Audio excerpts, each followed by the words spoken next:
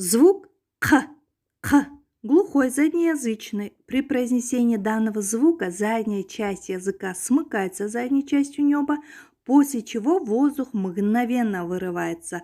«К», «к». Помните звук «г», тоже заднеязычный звук, но он произносится долго, «г», а звук «к» кратко. Воздух мгновенно вырывается. «К», «к». Похож со звуком «к», но это другой звук. «К» – среднеязычный звук. «К» – заднеязычный. «К» и произносится твердо.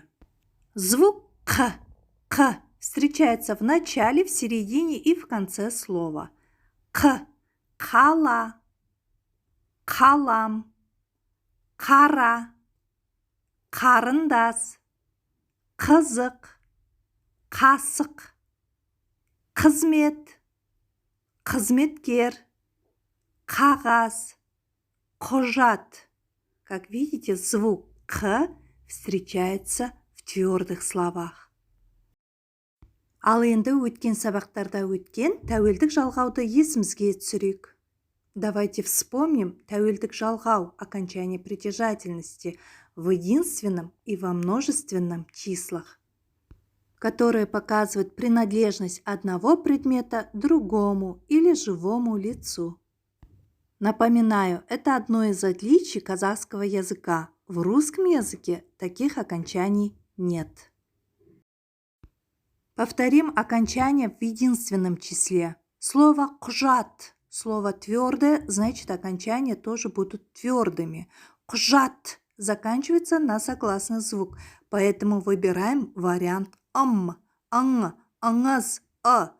Менің құжатым, сенің құжатың, сіздің құжатыңыз, оның құжаты. Хочу сразу отметить, так как эти окончания идут по лицам, то есть каждому лицу присуще свое окончание, мы можем иногда при желании не применять слова менің, сенің, сіздің, оның. Например, достаточно сказать «құжатың қайда?» Где твой документ? «Құжатың қайда?» Без слова «сенің». Теперь множественное число. Здесь, конечно, надо некоторые моменты просто запомнить. Вот в английском, когда объясняют, говорят же, ну, это надо так запомнить. И в казахском бывают такие моменты. Надо просто это запомнить, принять. Біздің құжатымыз, наш документ. То есть всем нам принадлежит один документ. Біздің құжатымыз. Сендердің құжаттарың. Вот здесь обратите внимание и запомните. Во множественном числе, если даже предмет один, мы прибавляем окончание множественности. Так звучит лучше и правильней. Сендердің құжаттарың. А значит, оно переводится в ваш документ и ваши документы. Это будет уже ясно в контексте, в предложении. Сіздердің құжаттарыңыз то же самое, так как это тоже второе лицо. Третье лицо олардың құжаты, олардың құжаттары. Оба варианта допустимы. Закрепляем. Например, вы приходите в гости к семейной паре и делаете комплимент. У вас прекрасный дом. То есть ваш дом прекрасный. На казахском это будет звучать сендердің үйлерің керемет екен. Үйлерің. Это не значит ваши дома, а переводится как ваш дом. Уже понятно в контексте. Сендердің үйлерің.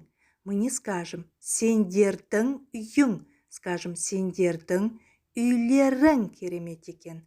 Так звучит правильней. Надеюсь, я вам более или менее понятно объяснила. Просто об этом не всегда и не везде расскажут, разъяснят. Келесі сөзіміз қала.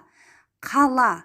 Твердое слово заканчивается на гласный звук, поэтому окончания должны начинаться с согласного. То есть варианты мыз, міз, ың, ңыз, ңіз, с. Біздің қаламыз. Сендердің қалаларың. Сіздердің қалаларыңыз. Олардың қаласы. Қазақстан Республикасы, Нұр-Сұлтан қаласы, Қостанай қаласы.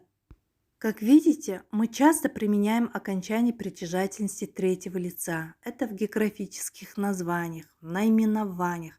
Например, как я уже сказала, Казахстан Республикасы, Республика Казахстан, город Нур-Султан, Нур-Султан қаласы, река Ишим, Есіл өзені, город Қостанай, Қостанай қаласы, магазин Жұлдыз, Жұлдыз дүкені, ресторан Алтын балық, Алтын балық мейрамханасы,